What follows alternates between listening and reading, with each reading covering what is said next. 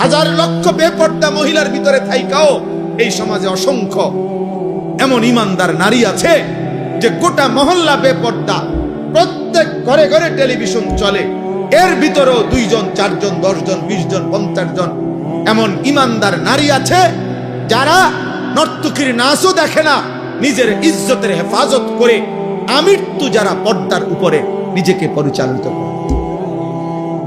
সমাজের কোন উত্থান পতন, নর্তকীর কোন উল্লাস, বেপর্দা নারীর কোন বেহায়াপনা ওদের উপরে কোনো আসর করে না। এমন অসংখ্য যুবকও আছে আলহামদুলিল্লাহ যারা চারদিকের বন্ধুরা সব উল্লাস করে, নাচে, ফুর্তি করে, জিনা করে, মদ খায়, গাঁজা খায়, উলঙ্গ ছবি দেখে, নর্তকীর নাচ দেখে, মোটর সাইকেলের আড্ডা দেয়, অসৎ নারীর পিছনে জীবন শেষ করে, এমন অসভ্য জন্তুদের সাথে থেকেও এমন অসংখ্য যুবক আছে যে 5 ওয়াক্ত নামাজ তার রবের সেজদা আদায় করে।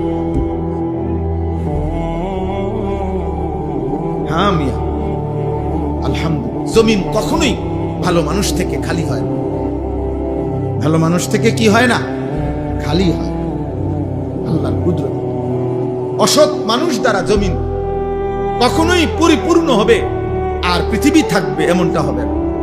আল্লাহর নবী সাল্লাল্লাহু আলাইহি সাল্লাম বলেছেন, শতভাগ মানুষ যখন অসৎ হবে ঠিক তখনই, শতভাগ 100 জনই যখন অসৎ হবে, শিরারুল খালক, আল্লাহর নবী বলেন ঠিক তখনই ইসরাফিল ফু দিবে।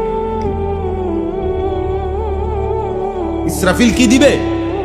আল্লাহ তাআলা অসতের উপরে জমিন 1 মিনিটও রাখবে না। 1 মিনিট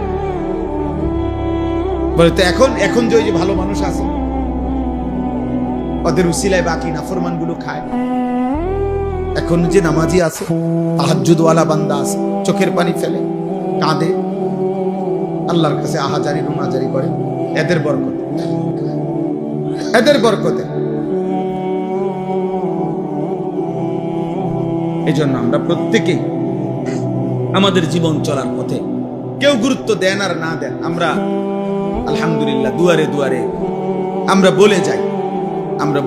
বয়স্ক বাবা যারা আছেন তাদেরকেও বলি, বাবা শেষ বয়স আল্লাহ যাদেরকে দিচ্ছেন আপনি কদর করেন, আপনি হিসাব মিলায়। এই পৃথিবীর আমনে মরার পরও পৃথিবী থাকবে, এই আমনে মরার পরও বাংলাদেশে ইলেকশন, বুঝেন না কথা? তারেক রহমানের পরেও আরো কেউ প্রধানমন্ত্রী হবে, উনিও একদিন ইন্তেকাল করবে না? অতএব কে আসে কে যায়